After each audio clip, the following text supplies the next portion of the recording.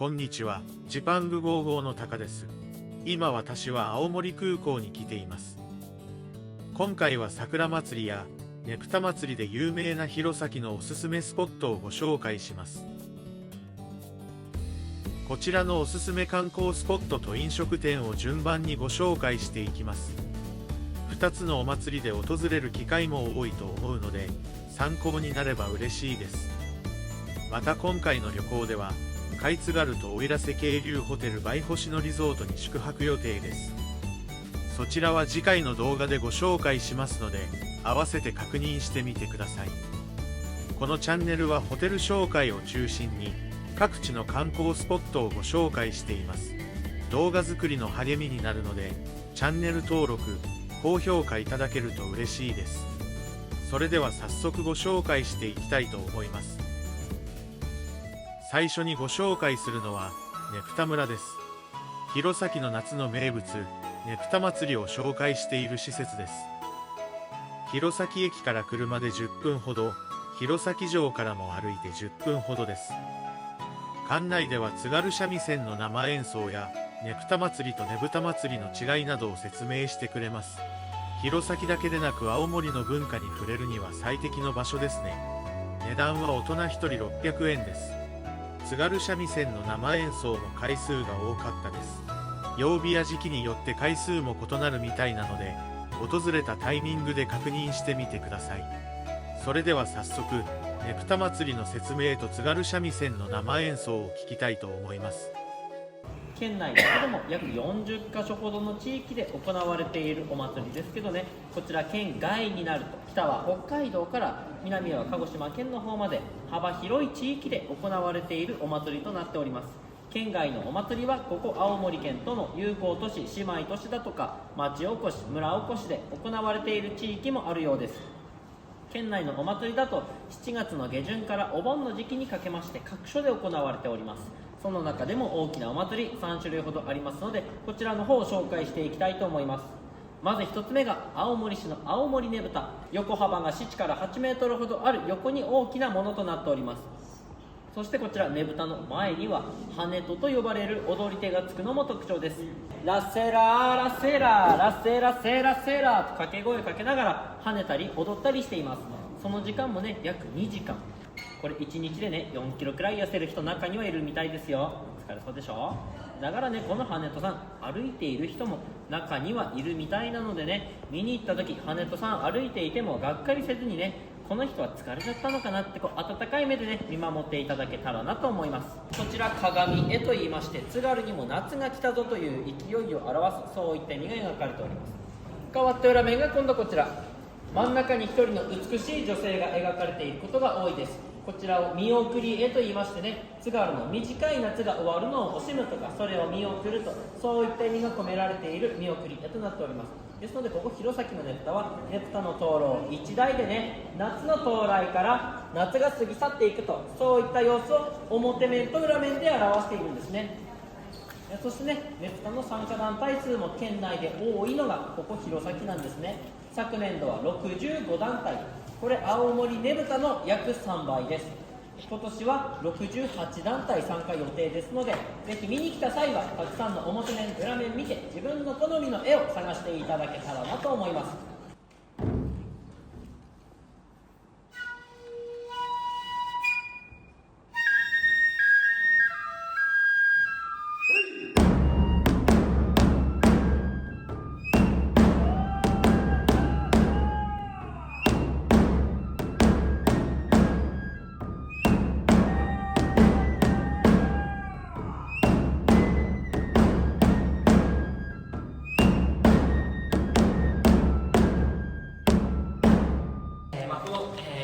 津軽三味線と、三味線という言葉の前に津軽という地方の名前を冠しているわけでございますけれども、もともとこの青森県では目の見えない人たちが先駆けてこの三味線を始めておりました。この津軽三味線という文化自体が、差別されている人たちがやっている卑しい文化だみたいな悪いイメージがもともとこの地元ではあったんですけれども、高橋筑山先生という方が70年前くらいにですね、ラジオに登場したことでこの津軽の三味線が一気に日本中に広がりまして、この青森の三味線なんで素晴らしいんだと、そんなところから少しずつ、着目を浴びるようになってまいりました。この津軽の三味線だけそこをこのバチで叩いて大きな音を鳴らすという叩き奏法という音の出し方をとっております。またこのバチですね、叩くだけではなくて叩いた後この戻すとき、すくうときにも音を出しておりますので、このバチの大粒で音を鳴らしながら、この音と音の合間を埋めるようにしてこの左手を使っております。押さえるだけではなくてですね、この左手の指で糸を弾くことでというこれが拍手ポイントなんです。で左手の技をですね、こう連用して細かい音で曲が激しくなっていくところをかましっていうんですけれども、先ほど MC の方からもありましたこのポイントですね、拍手をしなければいけないポイントなんです。これ何かって言いますと、かまし、かますということは、この青森県の方言津軽弁ってよく聞くと思いますけれども、この津軽弁で混ぜるという意味があります。かますっていうなんとかますとか言うんですけれども、この津軽三味線が流行した時代が戦争時代でございまして、そんなさなかこの青森県って疎開地だったんですね。もう日本各地から避難してくる方がたくさん集いだった場所で、一人一人がその大変な状況でこの青森にやってくる、そんな時にこの郷土の音である津軽三味線の音色、またこの混ぜるという意味合いがあるかましが聞こえてきた時に、その意味合いからとってその一人一人の苦しい思いとか辛い思い、そういうネガティブな感情と、そんな中でも起こってくる小さな喜びとか幸せ、そういうポジティブな感情、この二極端の感情をあえてみんなでごちゃ混ぜにしてシェアして共有し合って、みんなでこの状況を乗り越えていこうという意味で拍手をするという文化が生まれたんですね。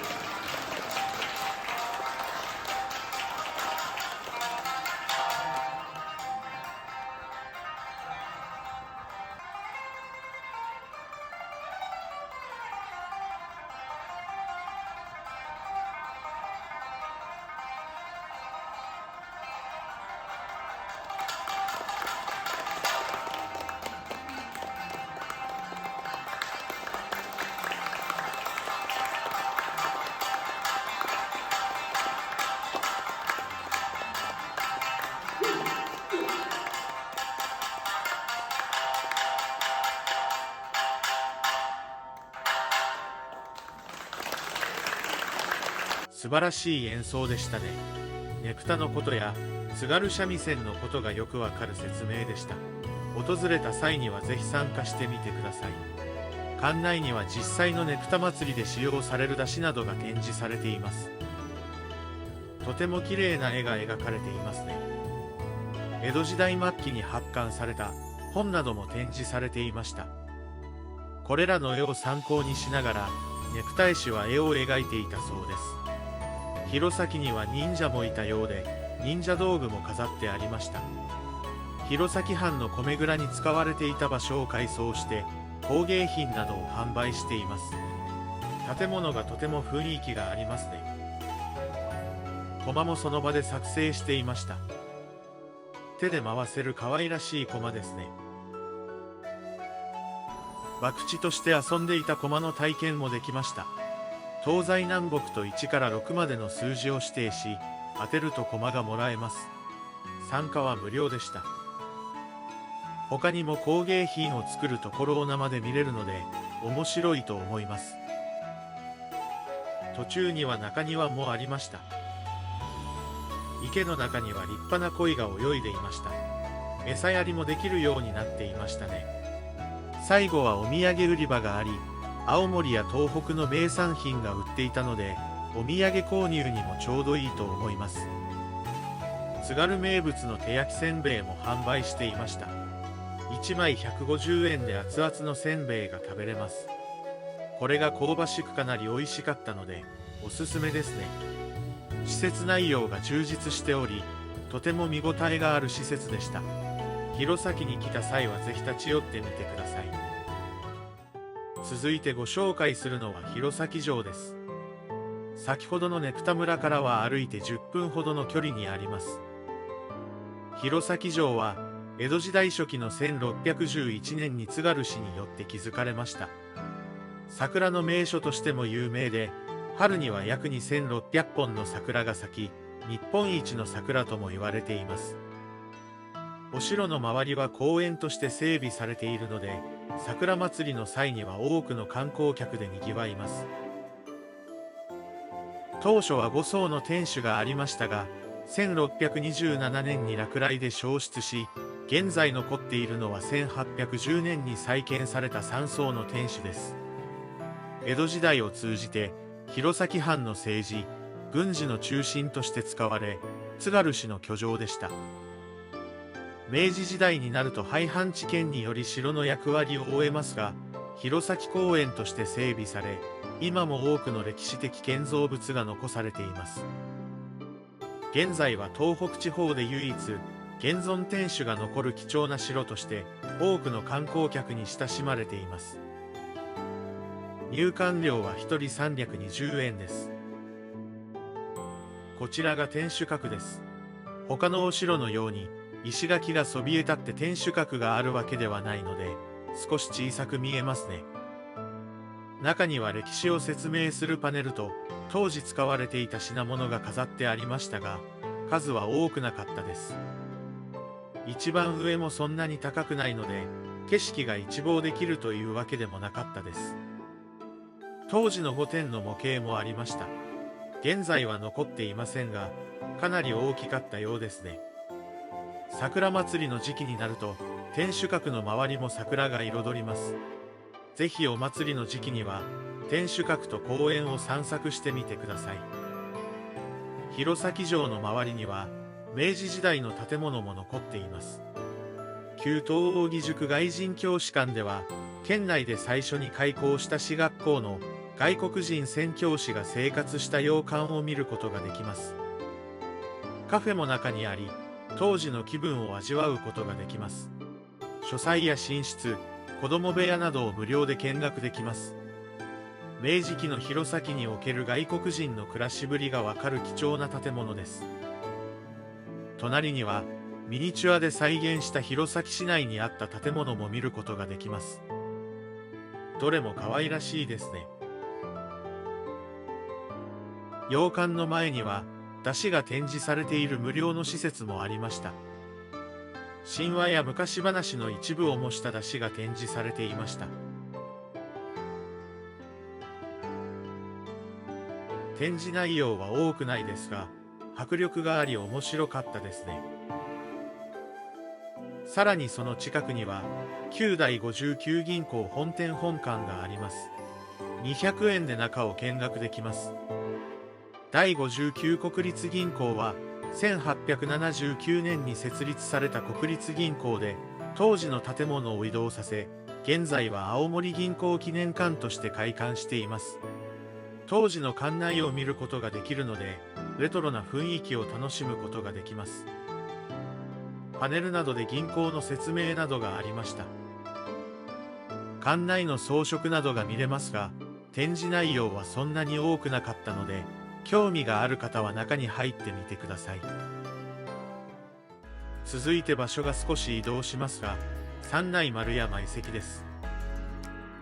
弘前駅から車で45分、電車で1時間ほどの距離です。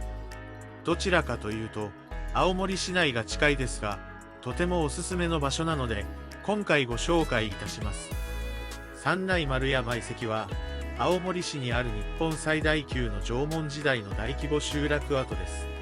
約5900年から4200年前に栄えました。2021年には北海道北東北の縄文遺跡群の構成資産としてユネスコ世界文化遺産にも登録されています。青森市内からはバスも多く出ているのでアクセスしやすいですね。営業時間は時期によって異なりますが、9時から18時まで開館しており、最終入場は30分前です。無料のガイドツアーも実施しており、所要時間は50分ほどです。今回私は遅い時間に訪れたので、最後の説明しか参加できませんでした。このツアーはかなり詳しく遺跡の内容を説明してくれるので、ぜひ参加していただきたいです。こちらは当時の集落を再現した模型です。かなり大きな集落ですね。三内丸山遺跡は結構広く、外の遺跡や復元を見るだけでも30分、じっくり見たら1時間ほどかかります。三内丸山遺跡では、竪穴式住居、大型住居跡が見つかっています。典型的な住居だけでなく、最大32メートルもの大型竪穴建物も発見され、集会所や共同作業場として使われていたことが想定されています。現在でも発掘調査が続けられています。ここでは竪穴式住居、大型住居の再現を見ることができます。各施設の看板には説明も書いてあるので、分かりやすかったです。住居も時代によって柱や炉の位置が変わっているそうです。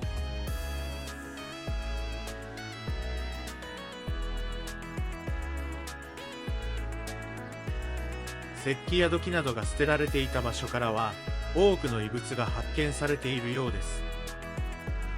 私が訪れたタイミングでは大型竪穴建物は改修工事で半分しか見れませんでしたが、大きさがよくわかりますね。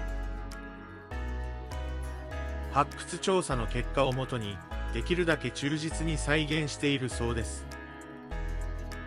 柱が焦げているのは栗の木を少し焼くことで腐りにくくしているそうです。掘ったて柱建物は直径約1メートルの栗の木柱が地中に6本埋め込まれた構造です。推定高さは20メートル、建設には高度な測量技術が用いられていたと推測されます。文献がなくて何に使われていたかはっきりしないそうです。物見ろや集落の目印、宗教儀式に用いられたなど、様々な説があります。縄文時代にこんな巨大な建物を作っていたなんてすごいですね。こちらが実際に発掘された穴です。かなり巨大な穴ですね。実物を見ると迫力がありますね。他にも掘ったて柱建物や大人の墓などもあり、見どころが多かったです。この集落になぜ多くの人が集まり、そして去っていったのかは未だによくわかっていません。一説には寒冷で食べ物が取れなくなってきたからだとされています。今後の研究でより詳しいことがわかるといいですね。当時の暮らしの様子を肌で感じることができました。ボランティアスタッフの案内を聞くとより理解が深まるので、ぜひ参加してみてください。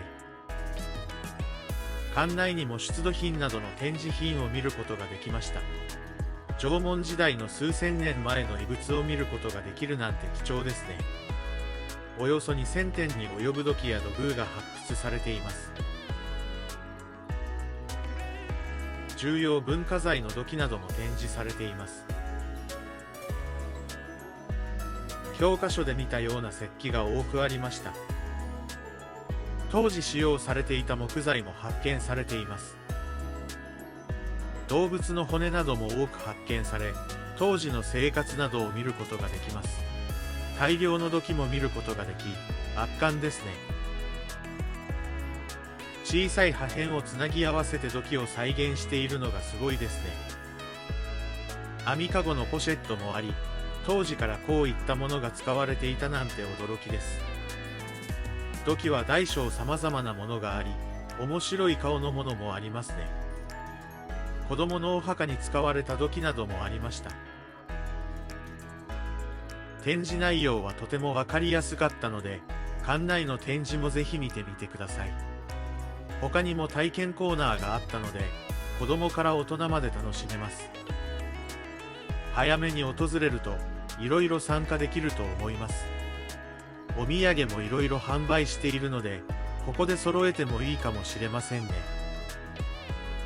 500円とは思えない充実した施設なので、ぜひ訪れてみてください。続いて、おすすめ飲食店をご紹介します。最初にご紹介するのは、弘前市にあるレストラン山崎です。弘前駅から車で6分ほどです。リンゴを使った料理などを出すフレンチ料理店です。ここはテレビでも話題になった奇跡のリンゴを使った料理を提供しています。特にリンゴの冷製スープがおすすめです。デザートも有料ですが、内容を変更して注文することができます。今回私はサービスランチにし、スープをリンゴの冷製スープに変更しました。奇跡のリンゴは、不可能と言われた無農薬でリンゴを作った木村さんの農園から出荷されたリンゴです。このレストランでは、出荷数の少ない奇跡のリンゴを使った料理を提供しています。特にお菓子のリンゴのかりんとうが有名ですね。まずパンとリンゴのピクルスを使ったタパスが提供されました。リンゴの料理に変更しない場合、サービスランチはリンゴを使った料理が少なかったですね。こちらがリンゴの冷製スープです。リンゴの風味がよく出ていて、とても美味しかったですね。このスープを目当てに多くの人が訪れるのがよくわかります。単品では注文できないのが残念ですね。パンはなくなると違う種類のパンを提供してくれました。メインのスズキの料理です。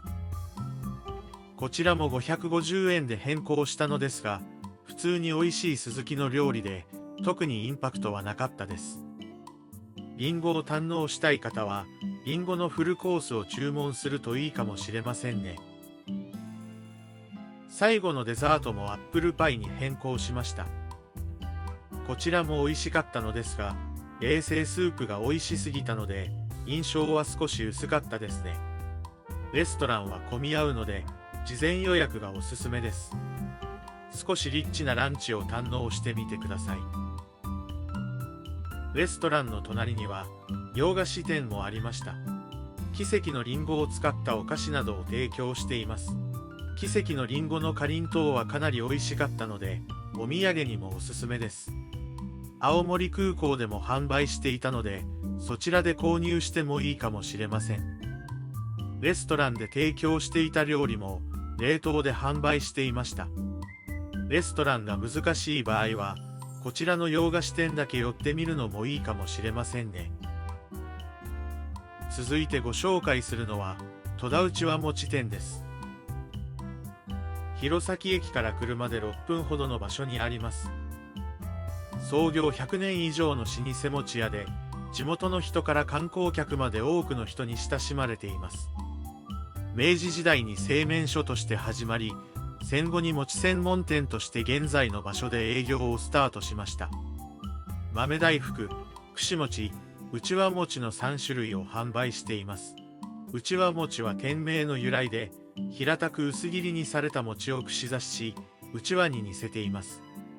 たっぷりの濃厚な黒ごまだれに浸した蜜入りタイプで、風味豊かでやみつきになります。餅は浅作り、保存料は使わず、当日中の消費が推奨されているので、ここでしか食べれない味ですね。串餅はお団子状の餅に黒蜜だれを絡めたものです。こちらも人気の定番です。国産生ごまを店頭で入り、すって秘伝のタレを作ります。午後だと売り切れてしまうので、早めに購入することをお勧めします。それでは今回の弘前おすすめ観光スポット、いかがだったでしょうか。訪れる際はぜひ参考にしてみてください。今回の動画が少しでも皆さんの旅行に役立てられたら嬉しいです。動画作りの励みになるので、チャンネル登録、高評価、スーパーサンクスをお願いします。最後までご視聴いただきありがとうございました。それではまた次回動画でお会いしましょう。さようなら。